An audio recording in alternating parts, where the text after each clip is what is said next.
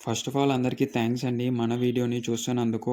మెయిన్‌గా పాకిస్తాన్‌కి మనకి ఎప్పటినుంచో పడదో అది విభేదాలు నడుస్తూనే ఉన్నాయి.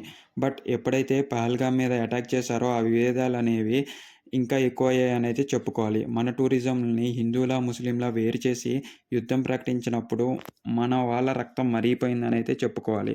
అలాంటి దానిలో మనం వాళ్ళ ఎయిర్ బేస్‌లను ధ్వంసం చేసినా కూడా ఇంకా కూడా ఆ కసి రగులుతూనే ఉంది. ఇలాంటి సమయంలో పాకిస్తాన్‌తో మ్యాచ్ అంటే ఎవరు ఒప్పుకోలేదనైతే చెప్పాలి. ఇండియా వాళ్ళైతే కనీసం చూడమని బహిరంగంగా చెప్పేశాడు. ఆ లెక్కన బీసీసీఐ ఎందుకు ఈ మ్యాచ్‌ని కండక్ట్ చేసిందనైతే మనకైతే తెలీదు. బట్ క్రికెటర్స్ అండ్ ప్లేయర్స్ మాత్రం చేసింది చాలా సంతోషంగా అనిపిచ్చింది. ఎప్పుడైతే ఇండియా గెలిసిందో అప్పుడు కొంచెం ఆనందమే కలిగినా కూడా సంపూర్ణ ఆనందం అయితే కలగలేదు. కానీ క్రికెటర్లు మ్యాచ్ పూర్తి చేసుకొని పాకిస్తాన్ బ్యాటర్‌లకు కానీ, బౌలర్‌కి కానీ, ఫీల్డర్‌కి కానీ ఎవరికీ షేక్ హ్యాండ్ ఇవ్వకోకుండా వచ్చి డోర్స్ అనేవి క్లోజ్ చేసుకున్నారు. ముందుగా సూర్యకుమార్ యాదవ్ అయితే వచ్చేసి డోర్స్ అనేవి క్లోజ్ చేశారు.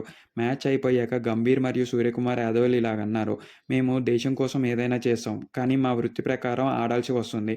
బట్ మాకు దేశమే ముందల. అలాంటి వాళ్ళతో మేము చేతులు కలపబోము" అని ఈ మాట చెప్పారు. ఈ మాటతో దేశమంతా చాలా సంతోషంతో ఊగిపోయింది. సో, మీకెలా అనిపిచ్చింది? అటు గంభీర్ కూడా ఇలాగే అన్నారు.